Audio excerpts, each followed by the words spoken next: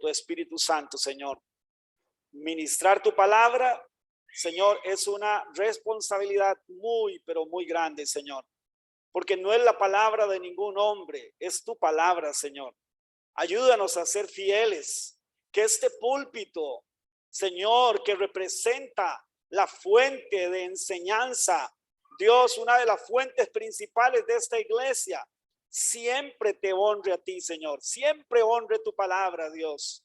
Lo rogamos, Padre, y en esta mañana suplicamos, Dios, que tanto el pastor, tanto el maestro, como los que estamos acá, Señor, seamos, Dios, ministrados por medio de tu palabra, Señor. Lo pedimos en el nombre de Jesús. Amén y amén. Bueno, seguimos conociendo el carácter de Jesús el Rey. Esa es la serie que estamos viendo, ¿verdad?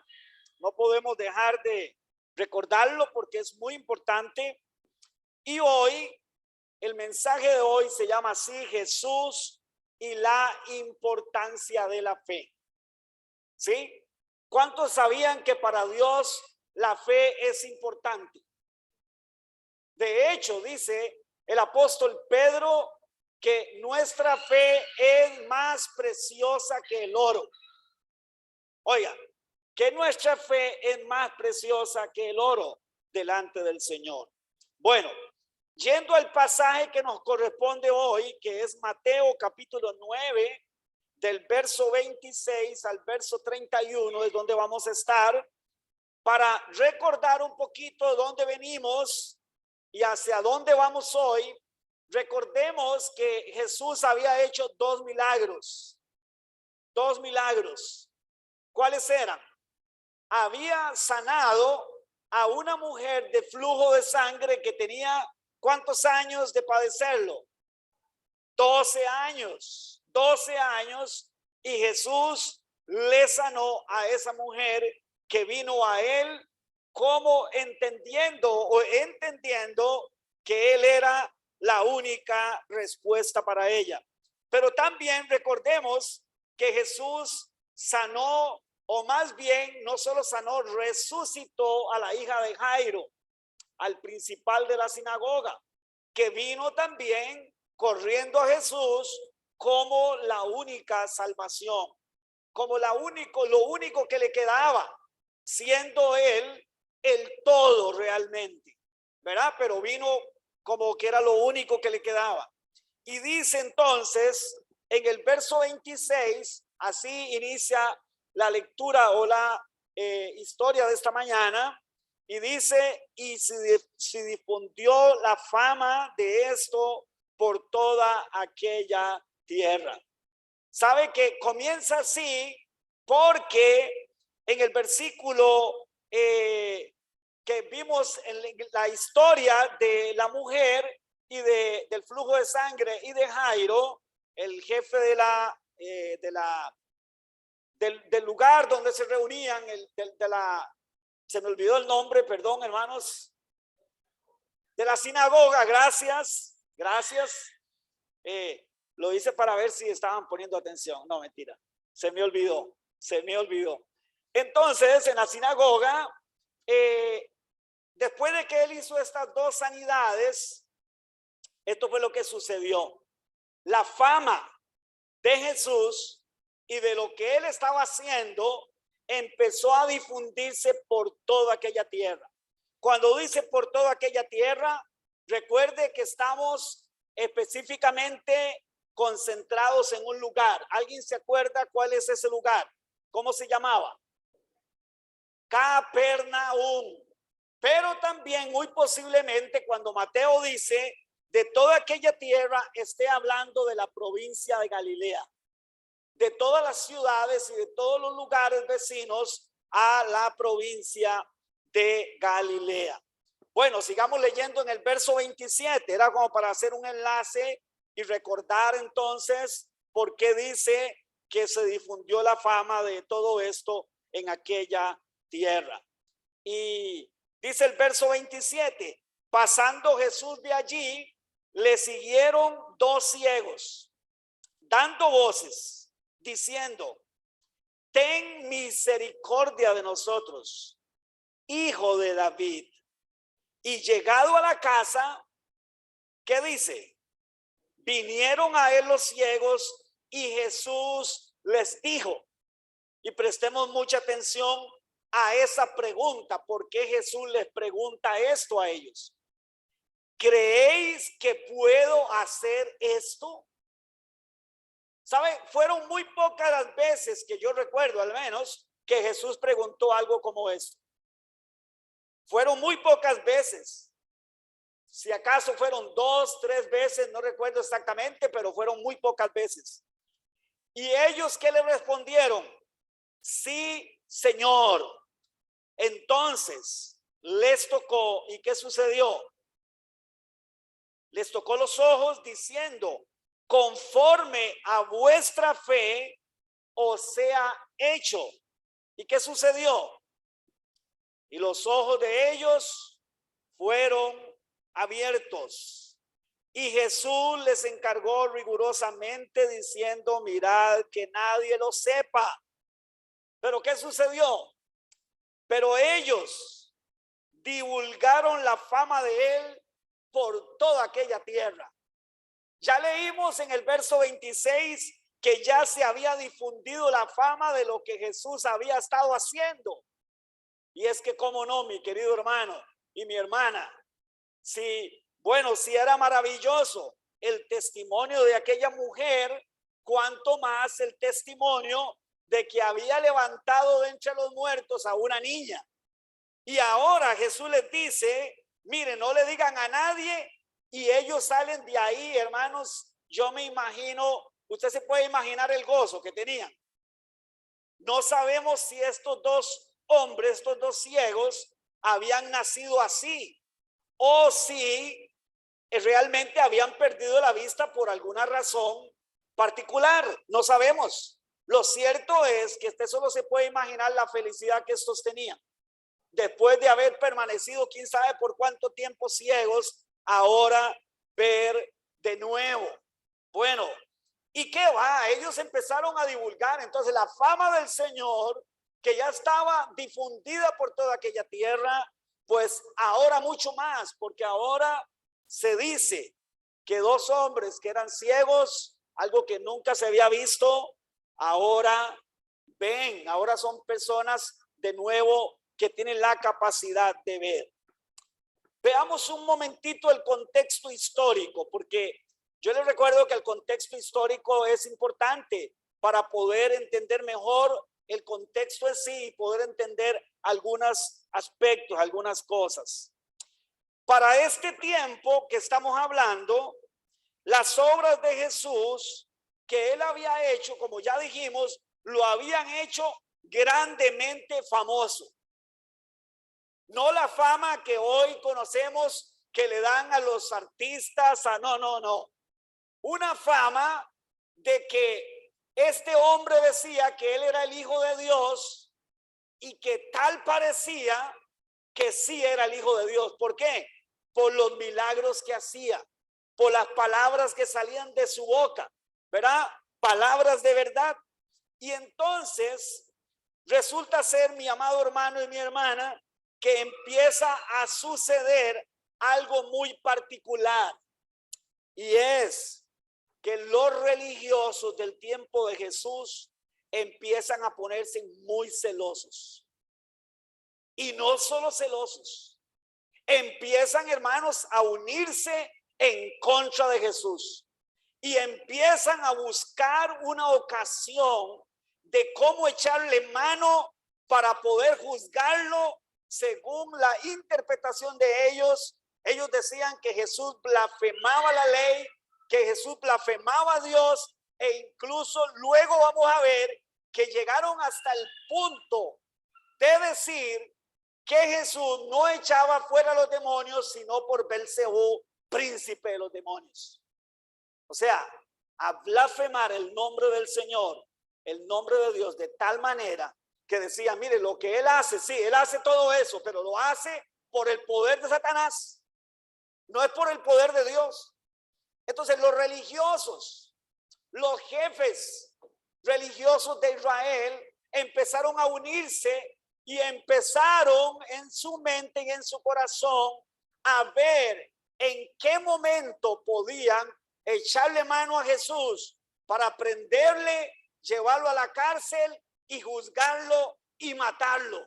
Porque lo que ellos decían, este hombre es un blasfemo, este hombre merece morir. Entonces, el contexto es muy importante, porque a partir de ahora vamos a ver una serie de cosas que obedecen o tienen que ver a esto que estoy diciendo. Vamos a ver entonces enfrentamientos fuertes de Jesús con los fariseos, con los saduceos. Vamos a ver enfrentamientos donde ellos dicen cosas como esas, blasfemias como esas. Vamos a ver cómo en algún momento tratan de echarle mano, ¿verdad? Y de llevarlo a la cárcel para juzgarlo y matarlo. En fin, vamos a ver cómo en su momento Jesús dice, pero todavía no había llegado la hora. Pero todavía no había llegado la hora. Y por eso Jesús dio vuelta y pasó por en medio de ellos.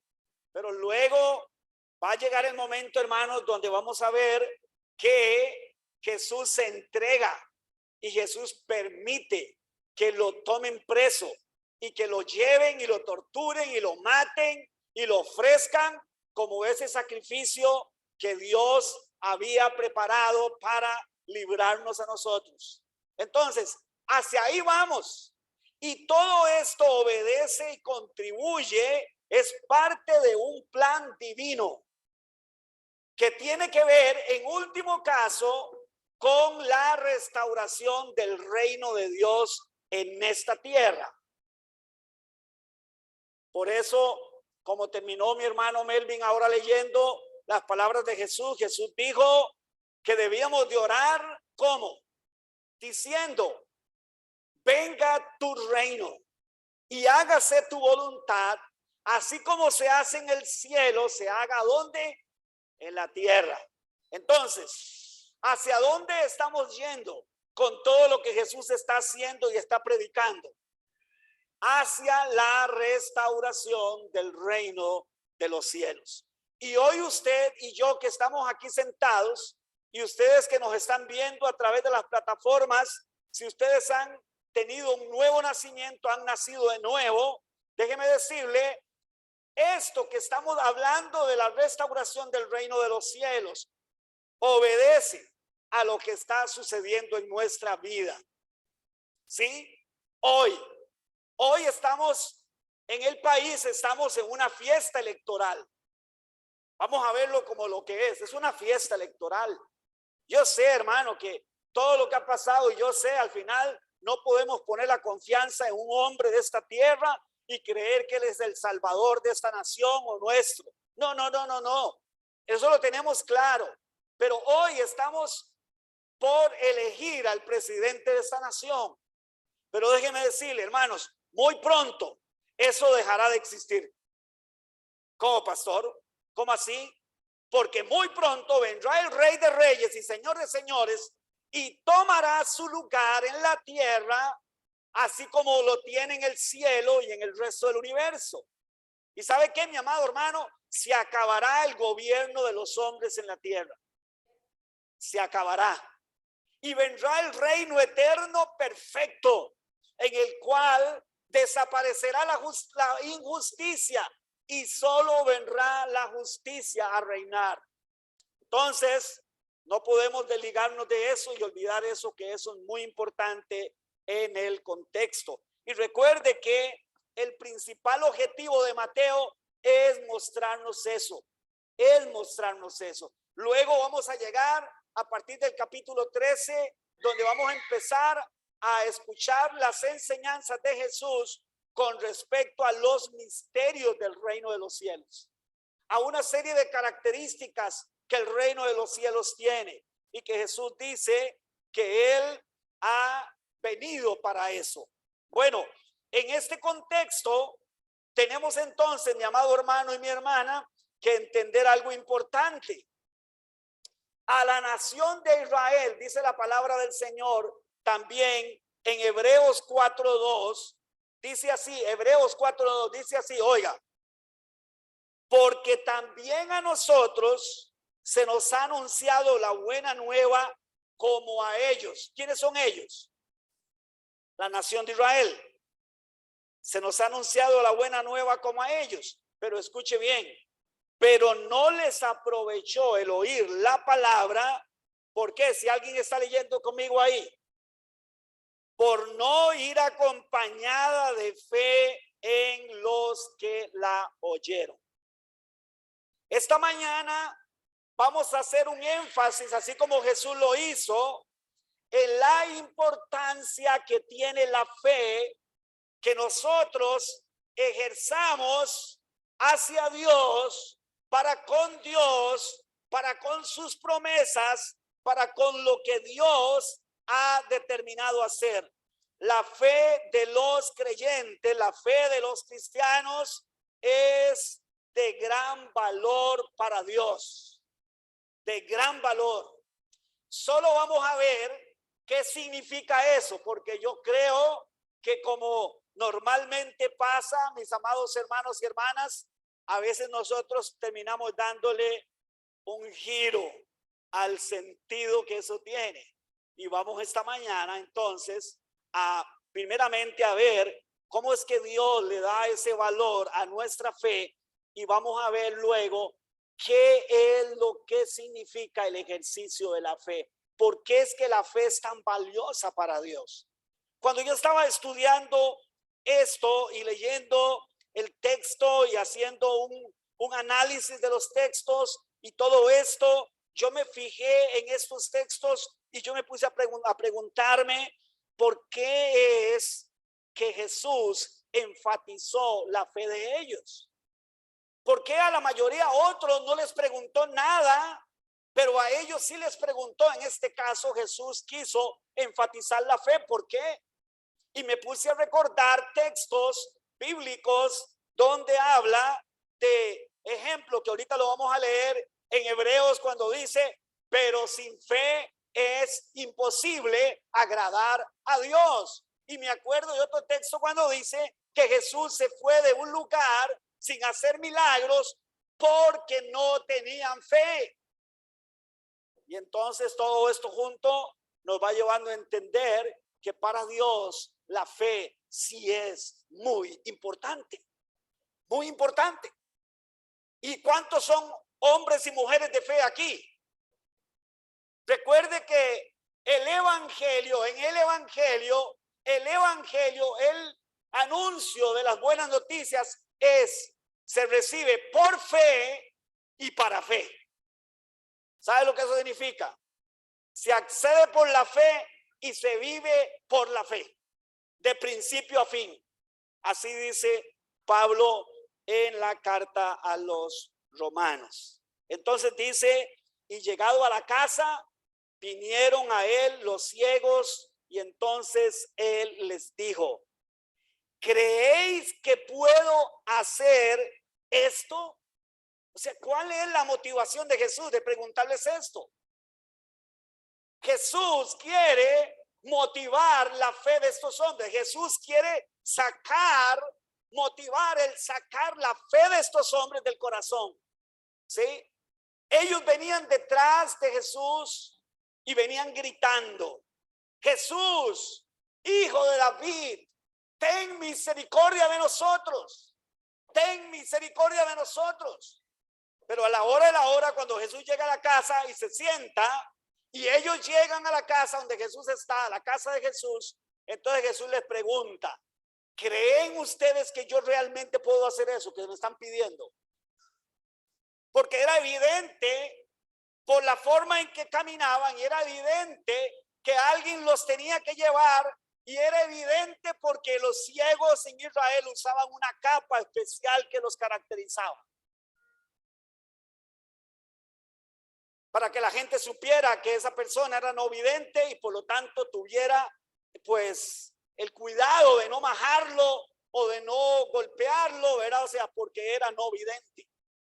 Y estos hombres vienen gritando, y estos hombres vienen diciendo, Jesús, hijo de David, ten misericordia de nosotros. Y ahora Jesús los confronta y Jesús quiere sacar de ellos lo que está en el corazón. No que Jesús le ignora lo que hay en el corazón de ellos, sino que Jesús quiere que eso salga, que eso brote. Y les pregunta, ¿ustedes creen que yo realmente puedo hacer eso? Y ellos, ¿qué le dijeron? Sí, Señor. Sí, Señor. Mire, para que ellos reconocieran eso, ellos tenían que reconocer o entender que el que estaba ahí era mucho más que un simple rabino, hermanos. Porque los rabinos no sanaban a nadie. Los rabinos predicaban la palabra, la ley, pero los rabinos no sanaban a los enfermos. Pero ellos reconocen que Jesús, por lo que han oído, por lo que han visto, no en el sentido ocular, pero que a sus mentes, a sus corazones ha llegado las noticias de que ese Jesús de Nazaret sana a los enfermos, liberta a los endemoniados, resucita a los muertos. Y eso mueve, motiva la fe de esos hombres, y esos hombres empiezan a pegar gritos detrás de Jesús y llegan a la casa donde Jesús está. Y lo primero que Jesús los recibe es diciéndoles: ¿ustedes creen que yo puedo hacer eso? Y ellos no dudaron ni un segundo y dijeron: sí, Señor, nosotros creemos. Por eso lo hemos seguido hasta aquí, porque creemos que tú nos puedes sanar.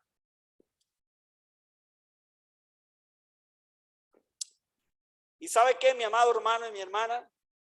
El que ellos creyeran que él lo podía hacer hace que estos hombres, de alguna manera, por el Espíritu de Dios, se dieran cuenta, como ya dije, que Jesús no era cualquier hombre, que Jesús era quien él decía ser, el Mesías. En el contexto hebreo, el Mashiach, el ungido de Dios, el que Dios había prometido allá desde el libro de Deuteronomio, que Dios había dicho a Moisés: profeta como tú levantaré de entre sus hermanos, a él óiganlo. Y después de eso vinieron una serie de profetas, pero esos profetas no eran el profeta. Los israelitas sabían que el profeta era el Mashiach, era el ungido, era alguien especial que Dios iba a mandar, aunque no tenían claro muchas cosas, pero ellos sabían que ese hombre tenía que venir, esa persona tenía que venir. Y en este momento ellos están convencidos, muy posiblemente, de que están ante el Mesías. Mire, la fe es tan importante para Dios. Ahora sí leamos el texto de Hebreos para que usted y yo podamos verlo. Hebreos capítulo 11 y verso 6. Ustedes saben, o bueno, los que no saben, el capítulo 11 de Hebreos se le conoce popularmente por el capítulo de la fe. ¿Sí? El capítulo de la fe. Y dice así en el verso 6, capítulo 11, verso 6. Pero sin fe es que imposible agradar a Dios. Ahora luego vamos a entender el significado de esas palabras. ¿Por qué dice que es imposible agradar a Dios? ¿Por qué es imposible que Dios se agrade si no tenemos fe en Él? Si no tenemos fe en lo que Él dice.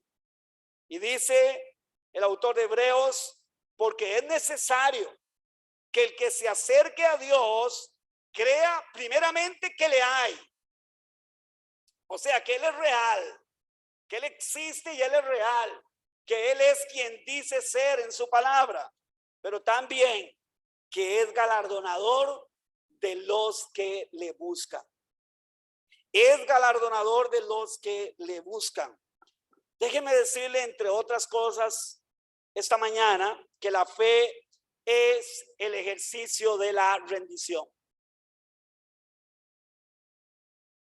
¿Por qué la fe es tan importante para Dios? La semana pasada hablamos de ir a Jesús porque Él es la única fuente, ¿cierto? Esa era la enseñanza principal de la semana pasada. Es de correr a Él, es de ir a Él, siempre, porque Él es la fuente única y suficiente para toda la vida del ser humano. Pero hoy tenemos que enlazar el ir a Jesús, pero tenemos que ir ¿de qué manera? ¿De qué manera vamos a ir a Jesús? Tenemos que ir a Jesús, hermanos, con fe. Tenemos que ir convencidos de quién Él es Él. No de quiénes somos nosotros, sino de quién es Él. Porque estos hombres, yo les aseguro, fueron a Él convencidos de quién Jesús era. Tal vez yo no sé si un 100%. Yo no sé si ellos estaban plenamente convencidos que ese era el Mesías. Lo cierto es que la certeza, la seguridad que ellos tenían, hermanos, no era simplemente por algo así que se les metió en un momento, sino que era producto, posiblemente, como decía, de lo que ellos habían escuchado que Jesús era capaz de hacer. Entonces, lo primero, si usted está notando, mire, mi amado hermano y mi hermana, la fe es el ejercicio de la rendición. Usted está captando lo que eso quiere decir. ¿Por qué digo el ejercicio de la rendición? Porque ¿sabe qué? Porque en nuestra naturaleza humana caída pecaminosa estamos acostumbrados a vivir según nuestras posibilidades. Y a veces entramos, hermanos, en unas luchas entre si creer en lo que yo puedo hacer e incluso las posibilidades que este mundo me ofrece, o poner mi confianza únicamente en Dios. ¿Sabe que para llegar ahí, para pasar de la confianza en sí mismo y en las cosas de este mundo, para pasar a confiar en Dios, hay que tomar una decisión de rendirse? Y eso es la fe, hermanos. Es un ejercicio de rendición. A ver, sinceramente, si pusiéramos una medida, que no es así como funciona esto, pero vamos a hacerlo solamente para una ilustración. Si pusiéramos una medida del 1 al 10 en asunto de rendición o de confianza en el Señor, ¿dónde estaría usted o dónde estoy yo? En un mes, o sea, en 0.5, en un 1, en un 2, en un 3, en un 4. Eso sí, le aseguro, ninguno de los que estamos aquí hemos llegado al 10 todavía. ¿Sabe por qué? ¿Cómo sabe usted, pastor? ¿Cómo sabe usted que mi fe no está en el 10? Porque déjeme decirle algo, si usted todavía en algún momento se preocupa de algo, en algún instante por lo menos, es porque no ha llegado al 10 todavía. O dígame una cosa, o usted y yo vemos a Jesús preocupado por algo en algún momento en esta tierra. ¿Ah? Él sí, su confianza era no 100, 2000, 5000%, hermanos. Total en su Padre, en Dios. Y por eso, cuando los discípulos están ahogándose más que en agua, en angustia, Él se levanta y les dice: hombres de poca fe. Usted sabe que yo creo que deberíamos de partir más bien de la idea que usted y yo somos hombres y mujeres de poca fe, y no pensar que somos gente de mucha fe y que a la postre más bien en algún momento nos hemos dado cuenta o nos demos cuenta que no somos de tanta fe, hermanos. ¿Sí? Yo he escuchado a personas, sobre todo cuando la gente está recién convertida, dice cosas como estas: pastor, vieras, yo tengo una fe. Mire, yo todo lo que le pido al Señor, mire, el Señor me lo da así. Cuando esa persona me dice eso, yo solo pienso: ay papito, ay mamita, no sabes lo que te espera, porque esa fe va a ser probada. Y usted se va a dar cuenta con los años, con el tiempo, cuánta fe realmente tienes, porque la fe ha de ser probada, hermanos. ¿Sabe por qué? Porque la rendición tiene que crecer. Usted y yo tenemos que aprender a vivir en una completa rendición. ¿Sabe lo que eso significa en la vida práctica? Es: ya no vivo yo, ahora vive Cristo en mí. Sí, ya no vivo yo, o sea, ya no vivo para mí, ya no vivo para mis posibilidades, ya no vivo según lo que los ojos ven. ¿Cuántos vivimos así, sinceramente, hermanos? Bueno, mi querido hermano, déjeme decirle, sin quererle desanimar en lo más mínimo, que todavía yo creo que apenas vamos camino hacia ahí, pero todavía vivimos mucho por lo que los ojos ven. ¿Sí? Escuchamos noticias que la guerra ya, hermanos, y que la gasolina se va a poner mucho más cara, y no es cuento, es que vamos a echar combustible, hermanos, y ya el litro de gasolina, perdón, vale casi 1,000 colones. Y ustedes y yo sabemos que por un orden, vamos a ver, por un orden de economía, de la economía, cuando el combustible sube, ¿qué pasa con todo lo demás? Sube. Y seamos bien sinceros, ¿cuántos de nosotros al escuchar eso, hermanos, no empezamos a entrar como en cierto grado de preocupación? ¿Cierto? Bueno, yo sí. De pronto me encuentro entrando en un cierto grado de preocupación. Y la guerra, y si no para la guerra, y si sigue, y si continúa esto, y si empieza a agravarse más la economía del mundo, ¿y qué va a pasar? ¿Y qué va a pasar? ¿Y qué va a pasar? Es esa incógnita, es eso. ¿Qué va a suceder? ¿Qué va a suceder si las empresas foráneas empiezan a cerrar en este país? ¿Qué va a pasar? Y empezamos en esa zozobra, mi hermano. ¿Y sabe qué es eso?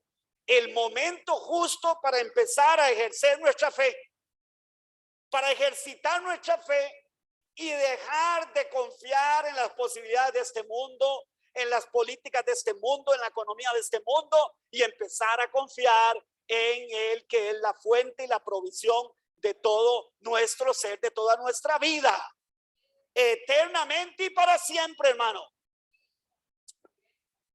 ¿Qué significa entonces la fe? Fíjese que le hemos dado una connotación bastante torcida, hermanos.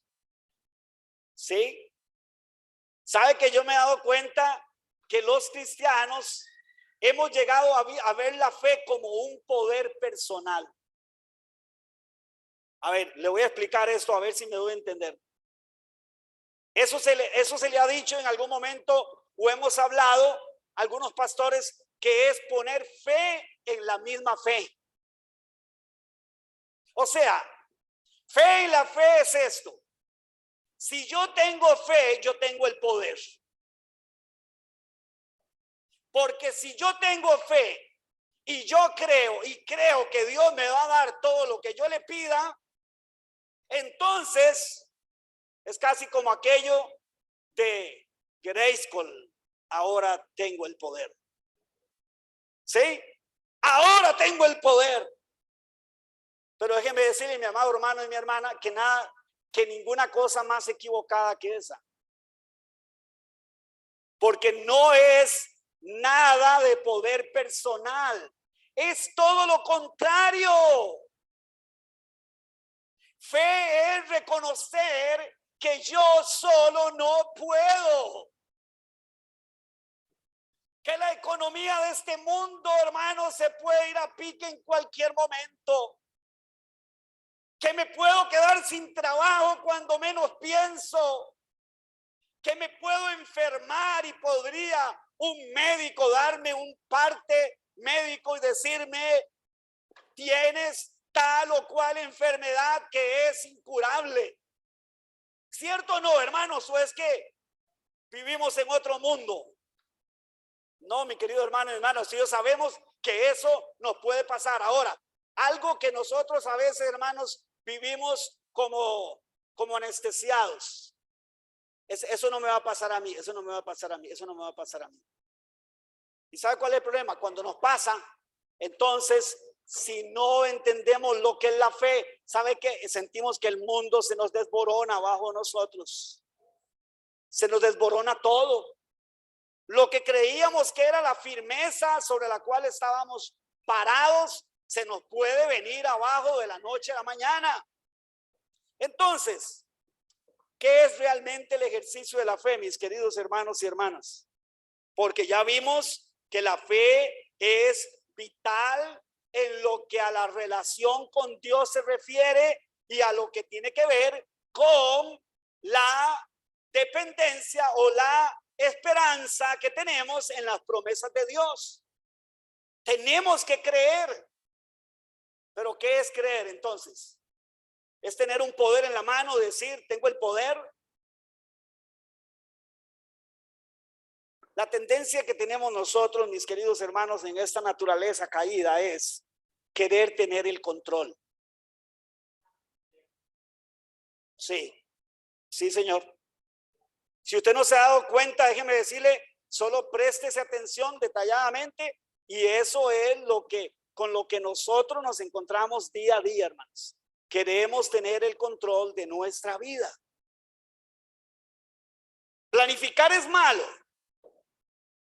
No, pero la pregunta es, ¿para qué planificamos? ¿Hacer un ahorro es malo? No, pero la pregunta es, ¿con qué propósito ahorramos?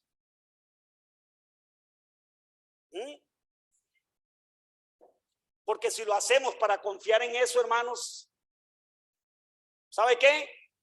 El Banco Anglo, hermanos, era uno de los bancos estatales de este país y vamos a decir, era uno de los bancos sólidos de este país. ¿Y sabe qué pasó? Lo que pasó, usted sabe lo que pasó. Pues el Banco Anglo quebró. Que lo quebraron o no lo quebraron, pero quebró, hermano. No hay institución bancaria en este país que no corra el riesgo de quebrar. No hay empresa en esta tierra que no corra el riesgo, hermanos, de cerrar sus puertas y declararse en quiebra. No lo hay, hermano. No hay ninguna institución del gobierno que no pueda quebrar, hermano. Entonces la gran pregunta es, ¿por qué ahorramos? ¿Por qué hacemos planes hacia el futuro? ¿Está mal? Ya dije que no. No es ilegítimo. La pregunta que sí nos tenemos que hacer es ¿por qué lo hago? ¿Por qué lo hago? Porque la mayoría del tiempo, ¿sabe qué, hermanos? Usted y yo queremos asegurarnos nosotros mismos el porvenir y poder tener una vida tranquila donde yo no me tenga que preocupar, porque si algo nos preocupa a nosotros, ¿sabe qué es? La preocupación. Si algo nos preocupa es llegar a encontrarnos preocupados, hermano. Y el solo hecho de no querer llegar a encontrarnos preocupados nos lleva a la preocupación. ¿O no le ha pasado a usted que de pronto, hermano, usted pierde el sueño y ya usted empieza a pensar y empieza a ver las posibilidades? Pero siempre las posibilidades, hermanos, cuando uno está así, son generalmente negativas. Negativas. ¿Por qué para Dios la fe es tan importante? ¿Sabe por qué? Porque cuando nosotros ejercemos la fe que viene de Dios, es aquella que nos lleva a rendirnos. ¿Me explico? Es que abandono la confianza en mí, es que abandono la confianza en las posibilidades de este mundo y me enfoco a poner mi confianza solamente en Él. Por supuesto, eso no quiere decir que yo no tenga que hacer lo que tengo que hacer.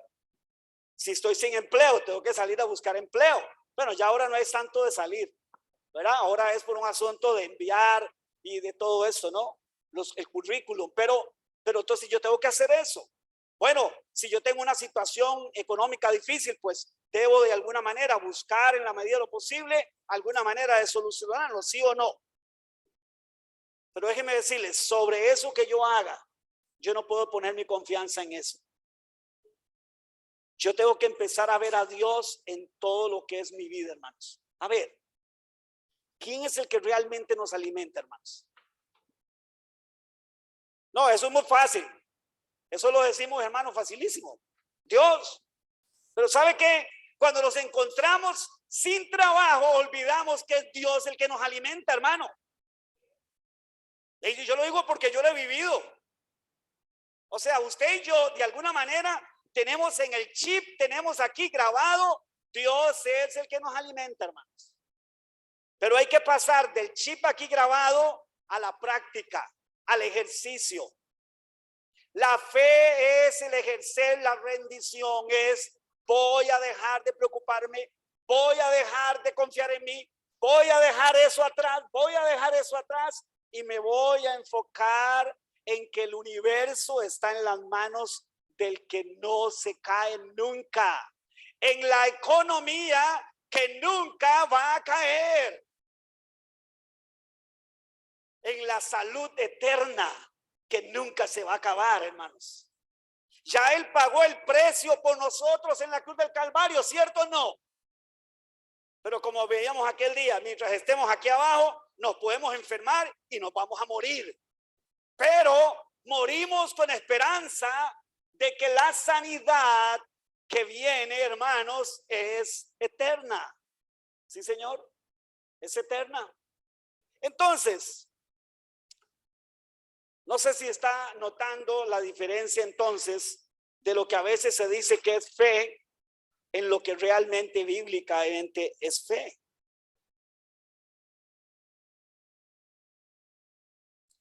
Yo no sé si usted ha visto a un cristiano orgulloso de tener fe.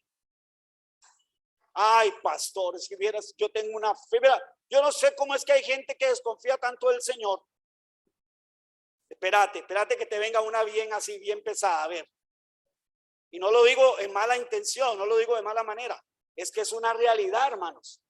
Es que cuando aparentemente toda nuestra vida está llanito, hermanos, y vamos y sentimos que va bien hasta ahí como bajaditas, ¿verdad? Sentimos que vamos, ¿verdad? Felices. El problema es cuando se nos empieza a poner la cuesta y cuando se nos empieza a hacer más pesada cada vez, hermano. Y sabe que mi amado hermano y mi hermana, en lugar de enojarnos, en lugar de decepcionarnos, en lugar de experimentar todas esas emociones contrarias y negativas, ¿sabe qué deberíamos nosotros empezar a aprender? Es que Dios nos está entrenando, porque necesitamos, ¿sabe qué, mi amado hermano y mi hermana? Aprender a confiar en Él cada vez más. Bueno, en el mundo natural, si usted quiere tener buena condición física, cardiovascular y demás, ¿qué hay que hacer? ¿Qué hay que hacer? ¿Qué hacemos? Vamos al gimnasio, corremos, porque ¿eso qué hace? Desarrolla fortaleza muscular, cardiovascular, etcétera, etcétera. Resistencia. Entonces, a como se debe hacer el ejercicio en el mundo natural, ¿sí? Si usted llegó hasta media cuesta, bueno, entre mañana y la próxima semana tiene que llegar un poquito más arriba y después un poquito más arriba y después un poquito más arriba.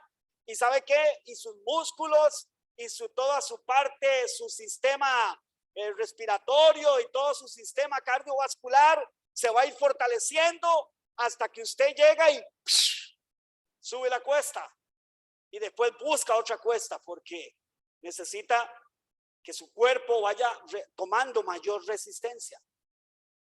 Bueno, esa es una verdad en el mundo espiritual, mi amado hermano y mi hermana.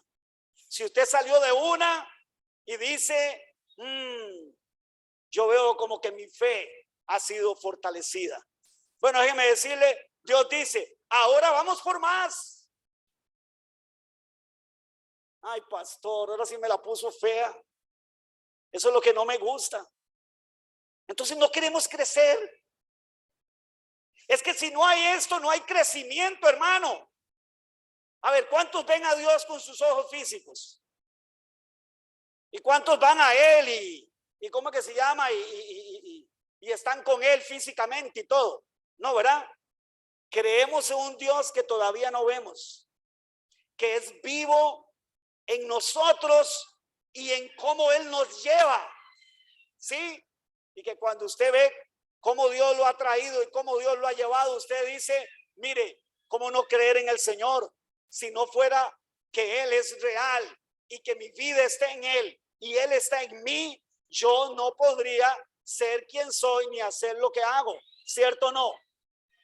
Pero déjeme decirle, mi amado hermano y mi hermana, Dios se agrada tanto de la fe, ¿sabe por qué?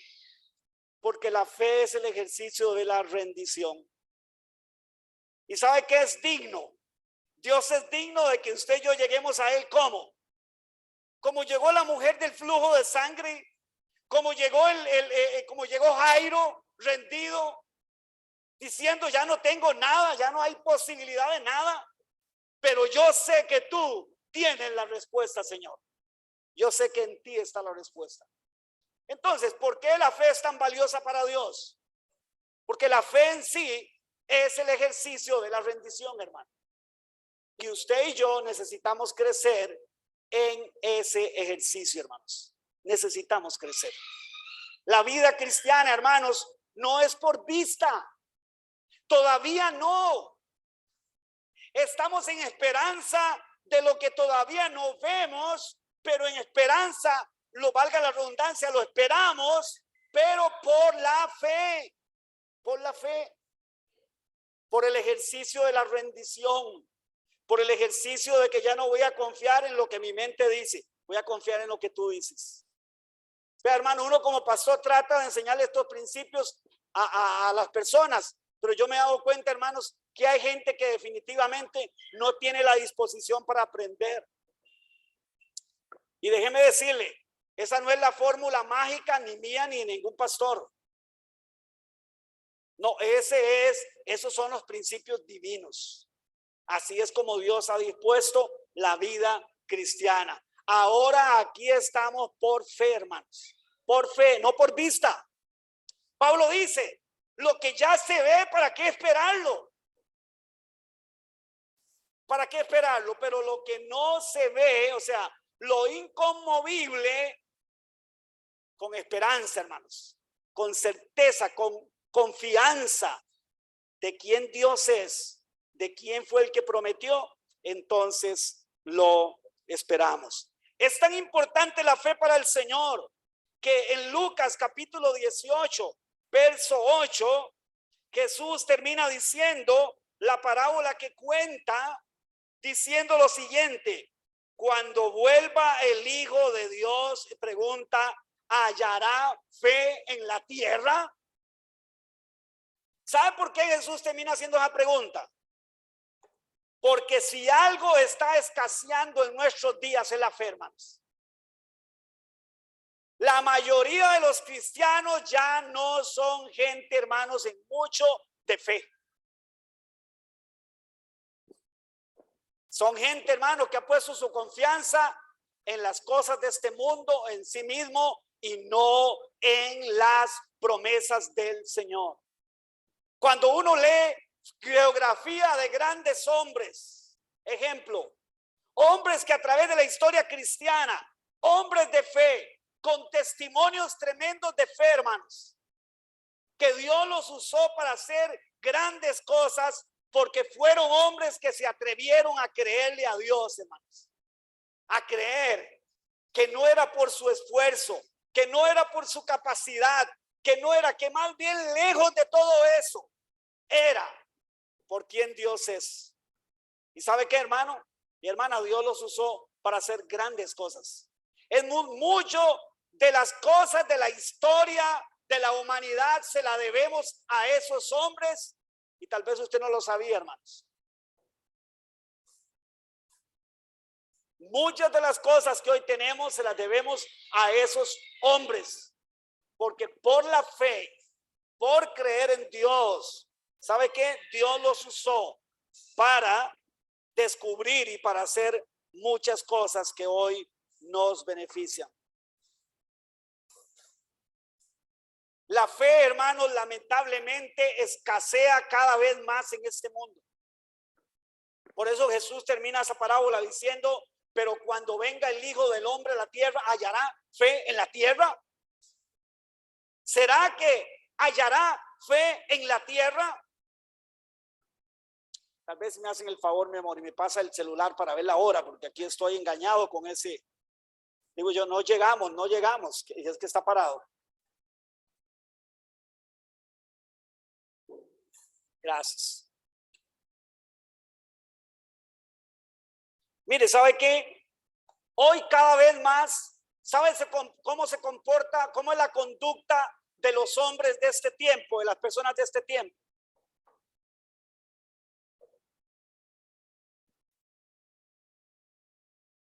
La conducta, hermanos, de nuestros días es antropocéntrica. 100%. ¿Sabe lo que eso significa? ¿Con qué se come eso? El hombre como el centro de todo. Hoy en algunos lugares lo que se predica es un evangelio antropocéntrico. Chiquitibún, alabim bomba, tú eres un campeón, por eso lo logras todo. Dale para adelante, eres el campeón, tú puedes. Y eso, ¿sabe qué, mi amado hermano, mi hermana? Eso alimenta el ego del ser humano, y por eso hay tantos miles de personas yendo tras ese falso o ese evangelio antropocéntrico. Hoy estamos viviendo en medio de una sociedad, voy a usar este término, no es aprobado por la Academia de la Lengua Española, pero yo lo voy a usar. Vivimos en medio de una sociedad psicologizada, hermanos. Empodérate. Empodérate. El empoderamiento para acá y el empoderamiento para allá, hermanos. ¿Sabe que ese tipo de pensamiento no es un pensamiento de fe? Ese es un pensamiento antropocéntrico. Ese es hacerle querer saber al hombre o hacerle creer al hombre que el hombre es capaz por sí mismo. Chiquitibún, alabim bomba. Eres el campeón, ra. Y ahí es donde usted ve las multitudes en las iglesias, gritan amén, amén. Claro, hermanos, el ego, el orgullo humano se levanta, hermanos, y se alimenta. Y en lugar de poner mi confianza en Dios, ¿sabe qué hago? Poner la confianza en mí mismo. Yo soy un campeón, chiquitibún, a la misma. Alejandro, levántate, tú puedes, vamos, eres valiente, eres fuerte. Sí, hermano, lamentablemente que sí. Porque eso va contrario a la fe. Porque la fe es rendirse. La fe es decir, yo no puedo. Soy muy pequeño, Señor. Yo no puedo. Y como le dijo aquel hombre a Jesús, creo, Señor, pero ayuda a mi fe. O sea, ¿sabe que lo que le estaba diciendo es, yo tengo un poquito de fe, Señor, pero mi fe es muy poca. Muy poca. Ayuda a mi fe. Ayuda a mi fe.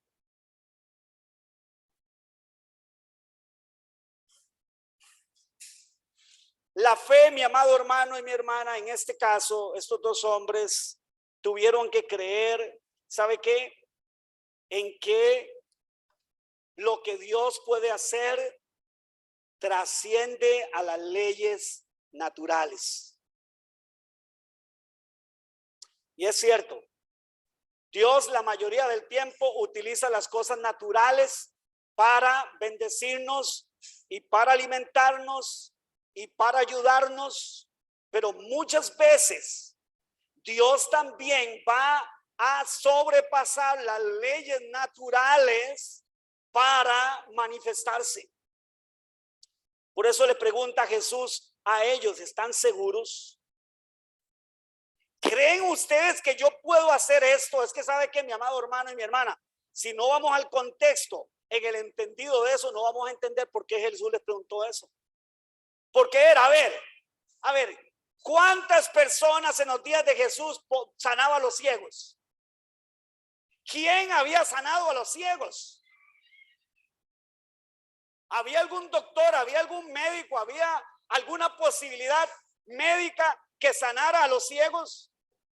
No, mi querido hermano y mi hermana. Cuando ya hay un daño irreversible en la vista, ya las leyes naturales, o sea, ya los esfuerzos naturales, o sea, del hombre, de la medicina, ya no puede hacer nada, hermanos. Y Jesús dice, ustedes están entendidos de lo que esto significa. Es que para que ustedes sean sanos, tienen que creer que va a suceder algo que va a trascender sobre las leyes naturales. Y a veces nuestra fe es muy natural. Y digo fe, porque fe es ponerla en el Dios que es sobrenatural. Y si bien es cierto, no todo lo que va a pasar en nuestra vida es de manera sobrenatural, o sea, contra o sobre las leyes naturales, porque a ver, déjeme decirle, ¿cómo el Señor nos alimenta? Ya dijimos que Él es el que nos alimenta, ¿sí? ¿Estamos convencidos de eso? ¿Cómo nos alimenta? ¿Qué usa? Trabajo. ¿Y el trabajo qué es? ¿Algo qué? Natural. Sí, natural, digo un señor de la naturaleza. Natural. Pero ¿qué pasa cuando una persona se queda sin trabajo y sin ninguna entrada y sin embargo Dios lo sigue alimentando? ¿Qué pasa? Que dejó de ser de lo natural a lo sobrenatural. E incluso yo he escuchado testimonios de personas que luego de no tener que comer, fueron a su alacena y en su alacena había que comer, después de saber que no tenían nada que comer. O personas, he escuchado testimonios de personas que dicen, mire, llegó una persona y me tocó la puerta y me dijo, mire, usted no me conoce, yo no lo conozco, pero aquí está. Dios me dijo que le trajera esto. Eso no es natural, hermano, ¿o sí? A usted le tocan la puerta cada rato para llegarle a dejar un diario, dejarle llegar algo así. Poco de dinero. No, ¿verdad? Pero ¿qué pasa cuando de pronto, de inesperadamente, llega una persona y hace algo así, hermano? ¿Qué es lo que esa persona capta y percibe y entiende? Que Dios está operando ¿cómo? De una manera sobrenatural, hermano. Entonces, estos hombres era necesario que entendieran por el caso en el que ellos estaban, por la situación en que ellos estaban, era necesario que entendieran que era necesario un milagro, o sea, era necesario que el poder de Dios sobrepasara a las leyes naturales. Y era poner su confianza en quién Él es y de lo que Él es capaz de hacer. Cuando nosotros nos exponemos a través de la fe y ponemos y depositamos nuestra confianza en Él.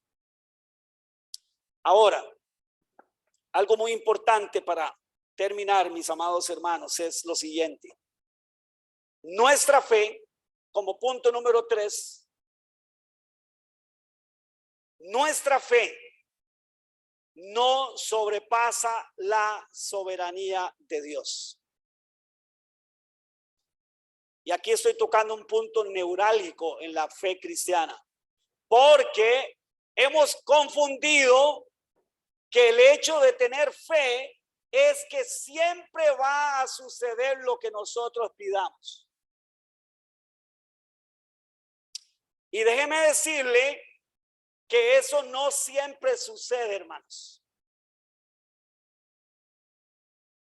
Cuando mi mamá enfermó y cuando mi mamá se empezó a agravar, lo primero que yo hice y lo primero que hicimos fue orar, fue clamar a Dios para que Dios la sanara. Y Dios la sanó, pero la sanó a la manera de Dios, como en su voluntad Él tenía para hacerlo. O sea, la llevó a su presencia eternamente y para siempre, la sanó eternamente. Pero no sucedió como yo quería. Y como no sucedió como yo quería, entré en crisis, hermano. Entonces, cuando le estoy diciendo esto, no le estoy hablando de otra persona, le estoy hablando de mí mismo. Yo entré en crisis. Y entonces, una y otra vez me pregunté, pero entonces, ¿por qué es que hay textos en la Biblia que dice, y todo lo que pidieres al Padre en mi nombre, yo lo haré? ¿Dónde queda eso?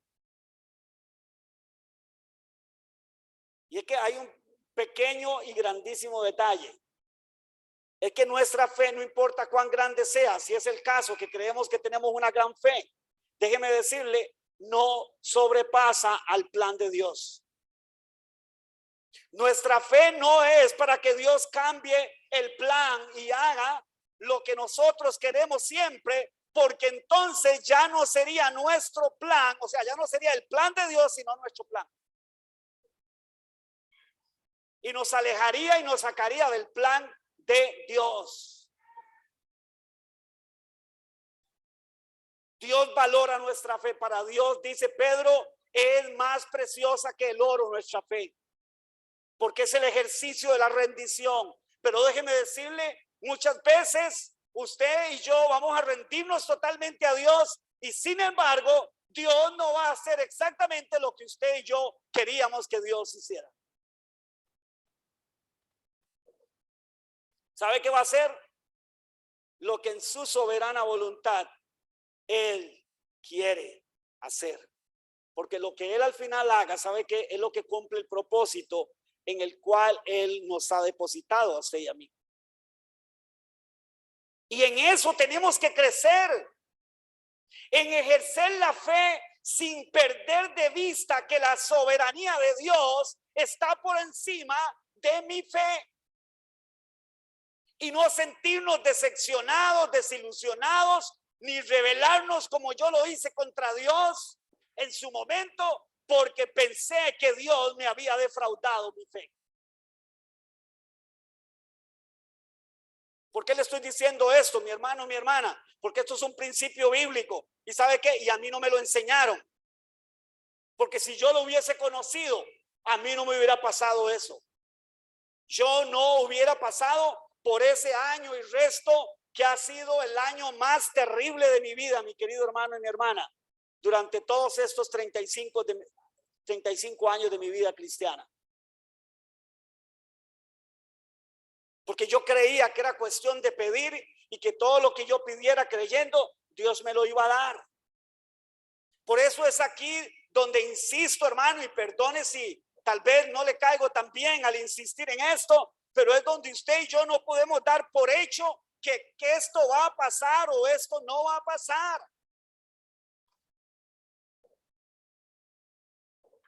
Porque entonces no entendemos lo que es rendirnos. Es que si yo me rindo, ¿sabe qué es lo que estoy diciendo? Número uno, creo que tú eres Dios todopoderoso, para el cual no hay nada imposible, pero a la vez que eres soberano, que haces conforme a tu perfecta voluntad y que tu perfecta voluntad es lo que es bueno para mí. ¿Me doy a entender? Es que lo que es bueno para mí es tu perfecta voluntad. Y fíjese qué curioso, hermanos, porque aún después de haber leído tantas veces este texto y otros textos de la Biblia, parece como que definitivamente yo no había entendido. Y para terminar, quiero que vaya conmigo, para cerrar, Primera de Juan 5:18. Esta es la otra parte que falta cuando leemos esos textos que dicen y todo lo que pidieres al Padre en mi nombre. ¿Qué es todo lo que pidieres ahí en ese contexto? Parece ser que es todo, pero resulta ser que cuando vemos el contexto de todo el Nuevo Testamento, el todo ahí, mi amado hermano, no es todo como nosotros pensamos. Es lo que Juan dice en el capítulo 5 y verso 18. Y esta es la que, a ver, lea conmigo ahí. Y esta es la confianza que tenemos en ¿quién? En Él. Y esta es la rendición. Y esta es la rendición que tenemos en Él. Que si pedimos alguna cosa, ¿cómo?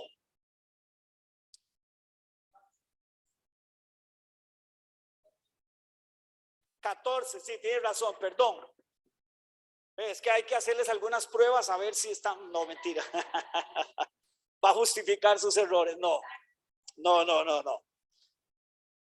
5:14, perdón. Ahora sí, para que leamos todos, hermanos, y terminemos después de leer este texto. ¿Sí? 5:14. Y esta es la confianza que tenemos en ¿quién? En Él. ¿Que qué? Que si pedimos alguna cosa conforme a su voluntad, Él nos oye. Y si sabemos que Él nos oye en cualquier cosa que pidamos, sabemos que tendremos las peticiones que le hayamos hecho. ¿Cuáles peticiones? Las que son conforme a su voluntad, hermano. Así que ¿sabe cuál es nuestro lugar? ¿Cuál es nuestra posición? Ejercer la fe, hermanos. ¿Sí? O sea, rindámonos delante del Señor. Dejemos de confiar en nosotros. Confiemos en Él. Que lo que usted y yo pidamos, que está de acuerdo a su voluntad, Dios lo va a hacer. ¿Cómo? A veces nos va a decir sí enfáticamente, va a responder pronto. Otras veces nos va a decir, bueno, sí, voy a responder, pero espérese. Y solo el tiempo nos va a decir eso. Pero ¿sabe qué, mi amado hermano? También déjeme decirle algo. Dios también tiene respuestas inesperadas. Y es en esas respuestas inesperadas donde se manifiesta su voluntad. Por eso la oración, aunque no estamos hablando de la oración, pero que está ligada a la fe, déjeme decirle, porque es a través de la oración que ejercitamos la fe, que déjeme decirle que nosotros no oramos para cambiar la voluntad de Dios. No cambiamos la voluntad de Dios. Oramos para, ¿saber para qué? Para que se manifieste la voluntad de Dios. Para eso oramos. No para que Dios nos dé complazca en todo. Tome. Soy un buen padre. Todo lo que usted me pida, yo se lo doy. Todo lo que usted me pida, yo se lo doy. Ni siquiera los padres de esta tierra son así. ¿Qué padre de familia que es responsable y sabe que el darle todo a su hijo ciegamente no es bueno? Porque en algún momento tendrá que decirle, no, hijo mío, te acabas de comer un chocolate y ya no te voy a dar otro. ¿Por qué? Te va a caer mal. ¿Sí? Te va a caer mal. Así que ya con el que te comiste temprano está más que bueno. ¿Qué otra hora de internet? No, hijo mío. Ya viste una hora. Ahora es tiempo para estudiar. Ahora es tiempo para hacer otra cosa, para estar en familia. ¿Sí? ¿Sí o no, hermanos? Un padre responsable hace eso con sus hijos. Ahora imaginémonos Dios, que es perfecto, hermanos, que tiene un plan perfecto. ¿Cómo podríamos nosotros ser tan, no sé ni qué palabra usar, ignorantes? No sé, hermano, creer que Dios realmente nos ha dicho en su palabra que Él nos va a dar todo lo que nosotros le pidamos indiscriminadamente. Y entonces, ¿dónde queda su señorío? Entonces, ¿dónde queda su propósito? Entonces, ¿dónde queda Dios siendo Dios? No, mi querido hermano, mi hermana, no nos engañemos. Pero ¿sabe qué? Esta mañana tenemos que entender que Dios valora nuestra fe. Nuestra fe es preciosa para Dios. Nuestra fe es vital. Es vital para la vida cristiana.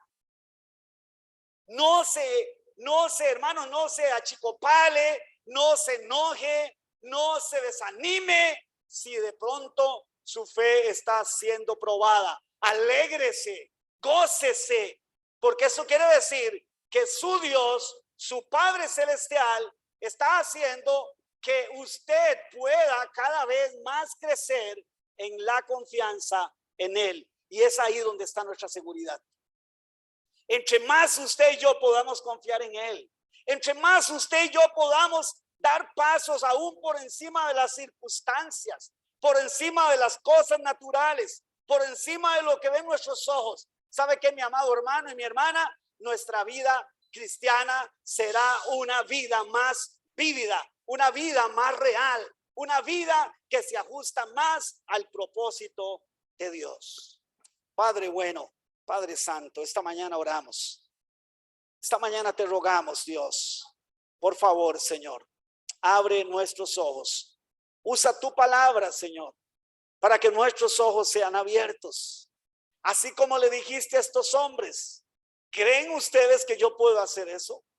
Conforme a su fe, conforme a la rendición de sus corazones, que así suceda. Porque tú sabías que el corazón de esos hombres estaba totalmente rendido, Señor.